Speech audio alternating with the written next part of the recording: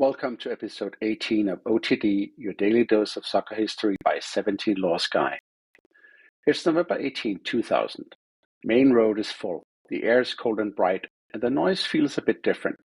This is the first Manchester derby for 4 years. City are finally back in the Premier League.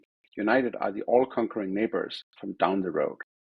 Sir Alex Ferguson, chasing a third straight league title, isn't even in the stadium. He's in South Africa for his son's wedding. Assistant Steve McClaren is in charge, and out on the pitch you got Alf-Inge Haaland at centre-back for City and David Beckham in his absolute pomp on the right of United's midfield. After 95 seconds, the whole derby tilts on a free kick. To feel how big this day was, you have to wind back through more than a century of Manchester's football civil war. The clubs start life under different names. In 1881, Newton Heath, the railway workers' team that would become Manchester United, play a church side from West Gorton called St. Mark's. Newton Heath win 3-0. St. Mark's will morph into Ardwick and then into Manchester City. That quote pleasant game in 1881 was the first meeting between the two now giants from Manchester. By 1891, they're meeting for real stakes. In October of that year, Newton Heath demolished Ardwick 5-1 in an FA Cup qualifying tie, the first competitive Manchester derby. And then, in the 1891-92 season, they share a league for the first time.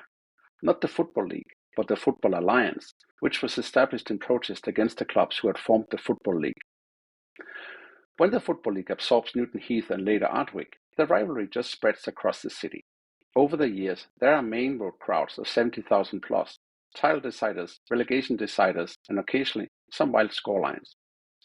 A few waypoints before we get back to 2000. March 1968, City win 3-1 at Old Trafford on the way to pipping United to the First Division title by 2 points. April 1974, Dennis Law, ex-United idol, now in sky blue, backheels City in front of Old Trafford. United gets relegated, and the image of Law walking off without celebrating becomes one of English football's most famous. September 1989, City wins 5-1 against United at Maine Road. Niall Quinn and David Oldfield running riot. For an entire generation of City fans, that's the derby. March 1994, United returned the favour with a 5-0 at Old Trafford, one of the derby's official record wins. By the late 1990s, though, the path split brutally. United become a global super club under Ferguson, and City fall through the trapdoor. By the spring of 1998, City in the third tier. Maine Road, once the biggest ground in the country, is staging nationwide league fixtures while United are winning the Champions League. Under Joe Royle, City claw their way back. That wild 1999 playoff final versus Gillingham at Wembley. 2-0 down in the 89th minute, 2-2 by stoppage time, promotion penalties, and a second place finish a year later to jump straight from the third tier back into the Premier League. United in the same window are operating on an entirely different plane. They just won the treble in 1998-99, then the Premier League again in 2000 by 18 points, scoring 97 goals. A level of domestic dominance England hasn't really seen before. So on the morning of November 18, 2000, the table looks exactly like your instincts would expect. United is top of the Premier League on 33 points and 5 clear of Arsenal. City sits 16th on 14 points, 4 above the relegation zone, coming into the derby on a run of 3 straight league defeats. It's still Maine Road, the old City home that United had borrowed in the 1940s when Old Trafford was bomb damaged. Locally and globally, it feels huge. United are peak Fergie, City are back from the dead. The game barely has time to breathe before it explodes.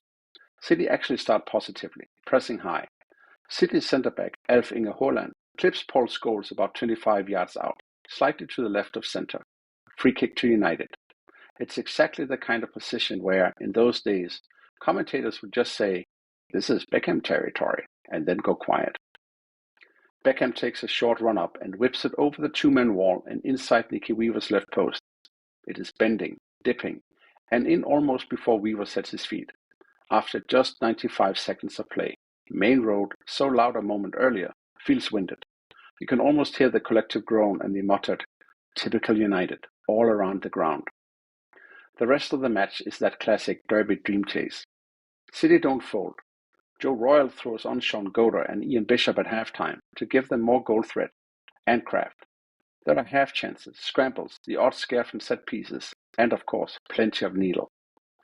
For United, Scholes hit the woodwork, York and Sheringham drift into gaps, and Keane patrols the middle with his all-usual snarl. Barthez, ropey in other matches that season, does enough here. Every time City builds a head of steam, United do something maddeningly professional. Slow it down, draw a foul, clip a ball into the channels. McClaren prowls the touchline. Ferguson, watching scores coming in from Cape Town, gets a quiet confirmation that the machine runs even when he's not holding the wheel. When the whistle goes, it's City 0, United 1. City's 4th straight league defeat, and United still 5 clear at the top. From there, the season split exactly as you'd expect. United go on to win the Premier League for the third year in a row in 2001, the first time in English history a club has won 3 straight titles twice, and the first time a manager, Alex Ferguson, has won 3 titles with the same club. City never quite stabilized. Despite a few big wins and that Maine Road energy, they finished 18th and are relegated back to the First Division. City and Joe Royle part ways in 2001. Kevin Keegan comes in, wins promotion at the first attempt a year later, and sets the stage for City's later evolution. Looking back, this derby is almost a hinge. In 2000, United are still the undoubted big brother. City are the punchline, with loyal fans and occasional glory. 8 years later, Abu Dhabi arrive and the tectonic plates shift. By the 2010s and 20s, it is City who are racking up titles, and Erling Haaland, Alf-Inge's son, is scoring hat-tricks in derbies, where the sky blue side dominates. Part of why this particular match on this day in 2000 still matters is who was on the pitch and where they all ended up. On the City side, Nicky Weaver's knees betray him, and after the City years, he bounces through lower league spells before returning as a coach. Sean Wright-Phillips becomes one of the first major New City Academy stars to be sold for serious money, heading to Chelsea in 2005 before coming back. He is a bridge between the old Maine Road club and the Etihad era. Sean Goater, idolized on the Kippax, goes from Bermuda journeyman to cult hero. Feed the goat and he will score, and that is still sung about today. Alf-Inge Haaland's City years are cut short by knee trouble following that infamous clash with Roy Keane in the next derby in April 2001. The long-running feud, starting from an incident 3.5 years earlier when Haaland was at Leeds, becomes part of derby folklore and gives extra spice when his son later dons City's number 9 shirt. On the United side, Beckham stays until 2003, then goes to Real Madrid's Galacticos and later MLS, becoming one of the sport's first truly global lifestyle icons. Roy Keane and Paul Scholes remain the heartbeat of United's midfield into the early 2000s. Keane's own derby story with Haaland explodes a few months later. By then, the seats are already in the ground. York and Sheringham move on as the squad turns over. Ryan Giggs, who comes off the bench in this game, keeps going into the 2010s and ends up holding the record for most Manchester derby appearances. In some ways, this game is a roll call of eras, the last fully old City at Maine Road, and the peak class of '92 United, and a scattered set of players whose kits and legacies will keep colliding across the city for decades. And then there's the derby itself and what it means in the wider world.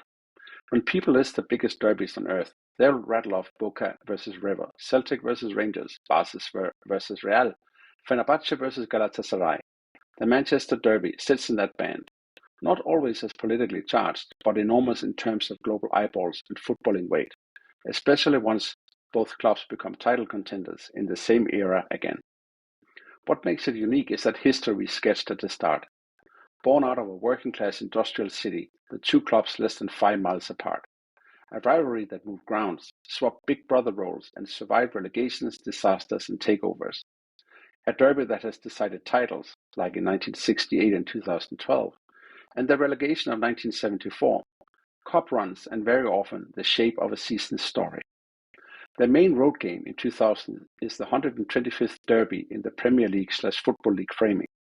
If you widen the lens to include the 1891 FA Cup tie and those two Football Alliance League fixtures, the ledger grows by 3, and the idea of what counts becomes fussier, which is exactly the kind of thing derby historians and statisticians love arguing about.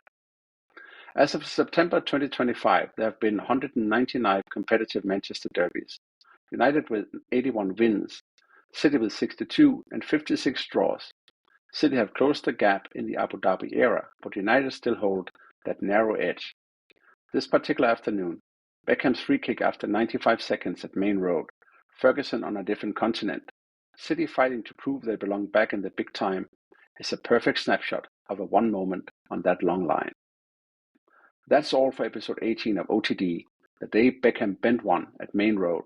Haaland Sr. tried to hold the line, and Manchester's derby paused between Old Blue and New Blue.